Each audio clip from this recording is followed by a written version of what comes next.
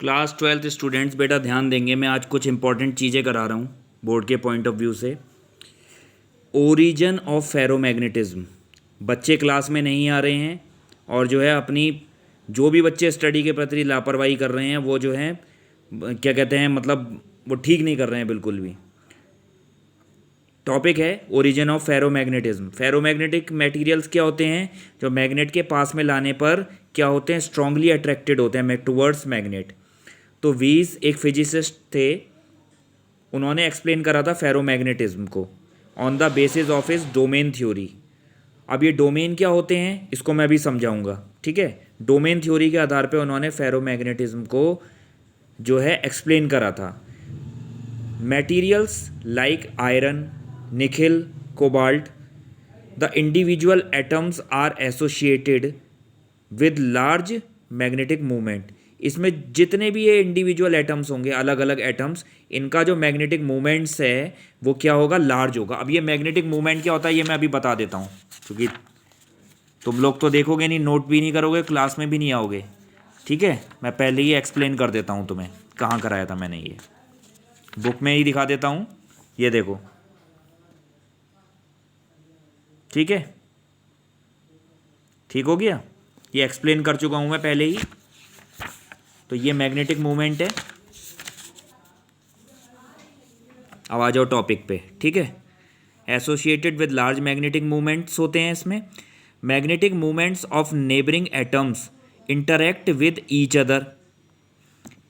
जो neighbouring atoms होंगे उनके बीच में इंटरेक्शन होगा एक दूसरे के बीच में, और वो अलाइन करेंगे, अलाइन देमसेल्व्स स्पॉन्टेनियसली, लगातार एक दूसरे को अलाइन करेंगे। अलाइन का मतलब होता है संरेखित, ये लिखा है मैंने साइड में तुम लोगों की आसानी के लिए।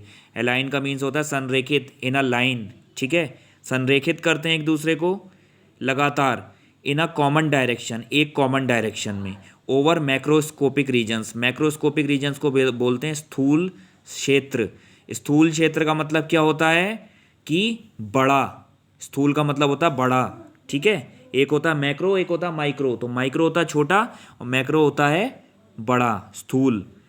कॉल्ड, इन्हीं को हम डोमेन कहते हैं, ठीक है।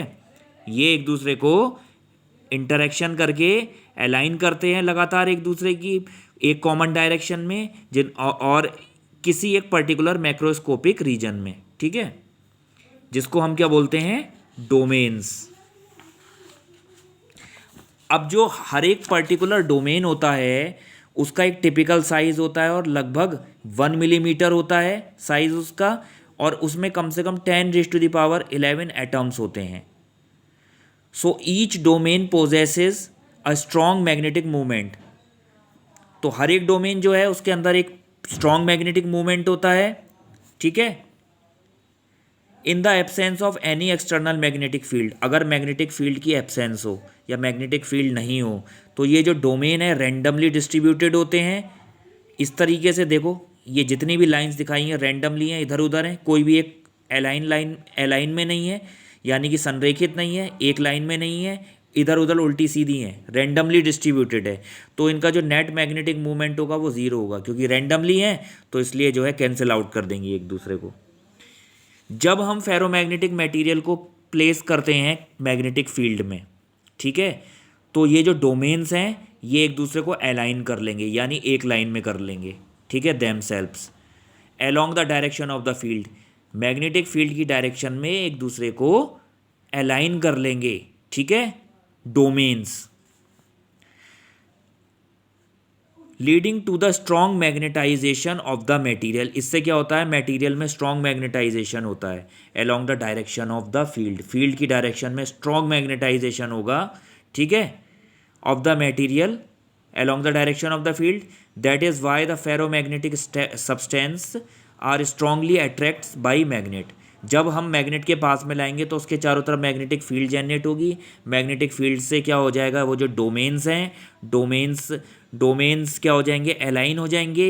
ये जो दिखा रखी है लाइंस, ये क्या हो जाएंगी? अलाइन हो जाएंगी, एक ही लाइन में हो जाएंगी मैग्नेटिक फील्ड की डायरेक्शन में। तो जब मैग्नेटिक फील्ड की डायरेक्शन में अलाइन हो जाएंगे तो वो क्या हो जाएंगे? स्ट्रांगली अट्रैक्ट होंगे टुवर्ड्स मैग्नेट्स।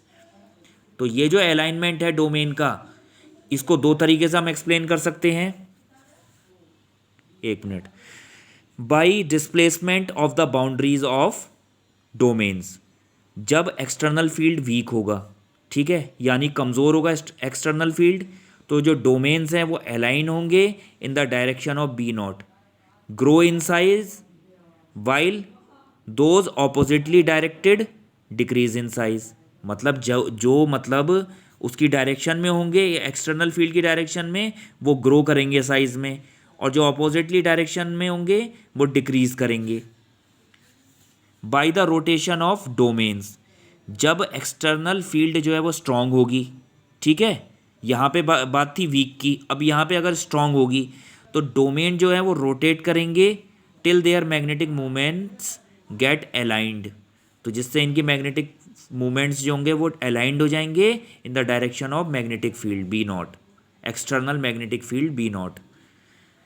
अब इसमें एक आता है Curie law for ferromagnetic substances. जब हम कोई एक फेरोमैग्नेटिक सैंपल लेते हैं, हीट करते हैं उसको, तो उसका मैग्नेटाइजेशन डिक्रीज हो जाता है due to the increase in the randomisation of its domain. गर्म करने पर, हीट करने पर मैग्नेटाइजेशन डिक्रीज होगा, रैंडमाइजेशन जो है वो इंक्रीज होगा, रैंडमली मूव करेंगे। और बहुत ज़्यादा हाई टेम्परेचर पर, सफिशिएंटली हाई टेम्परेचर पर, एक सफिशिएंट हाई टेम्परेचर पे जो डोमेन स्ट्रक्चर है वो डिसइंटीग्रेट हो जाता है, और जो फेरोमैग्नेटिक सब्सटेंस है वो किस में बदल जाता है, पैरामैग्नेटिक में। तो वो टेम्परेचर जिस पर फेरोमैग्नेटिक सब्सटेंस पैरामैग्नेटिक में कन्वर्ट हो जाता है, फेरोमैग्नेटिक पैरामैग्नेटिक में कन्वर्ट हो जाता है, उसको क्यूरी टेम्परेचर बोलते हैं, या क्यूरी पॉइंट TC, ठीक है। तो यहाँ पर जाई एम, इसको हम बोलते हैं जाई एम, मैग्नेटिक ससेप्टिबिलिटी। तो ये ससेप्टिबिलिटी इज इक्वल टू क्या हो जाएगा, C अपॉन T माइनस का TC। यहाँ पे C क्या है, कांस्टेंट है, C डैश ले रखा है इसने, तो इसको ही हम क्या बोलते हैं, modified Curie law for the ferromagnetic material above the Curie temperature. It is known as Curie Weiss law. ये कहता है कि जो ससेप्टिबिलिटी होती है फेरोमैग्नेटिक सब्सटेंस की above its Curie temperature, Curie temperature के ऊपर जो ससेप्टिबिलिटी होती है फेरोमैग्नेटिक सब्सटेंस की, वो क्या होता है, वो इन्वर्सली प्रोपोर्शनल होती है किसके, एक्सेस ऑफ टेम्परेचर के, अबव द क्यूरी टेम्परेचर। अब ये ससेप्टिबिलिटी पूछोगे कि सर ये ससेप्टिबिलिटी क्या होती है, तो बेटा ये ससेप्टिबिलिटी वाला जो टर्म है ये मैं एक्सप्लेन करूँगा अभी, ठीक है। अभी फ़िलहाल इसको समझो, ठीक है, क्योंकि ये बोर्ड के पॉइंट ऑफ व्यू से origin of ferromagnetism according to domain theory ये इंपॉर्टेंट है, पैरामैग्नेटिज्म और डायामैग्नेटिज्म, ठीक है। लेकिन ये जो टर्म्स हैं ससेप्टिबिलिटी, ठीक है, परमिएबिलिटी, रिलेटिव परमिएबिलिटी, ये जो है बेटा ये तो मैं एक्सप्लेन कर दूंगा, कोई ऐसी भारी चीज़ नहीं है, सिंपल है ये। और क्लास में पंक्चुअल रहना है, ऑल ऑफ यू।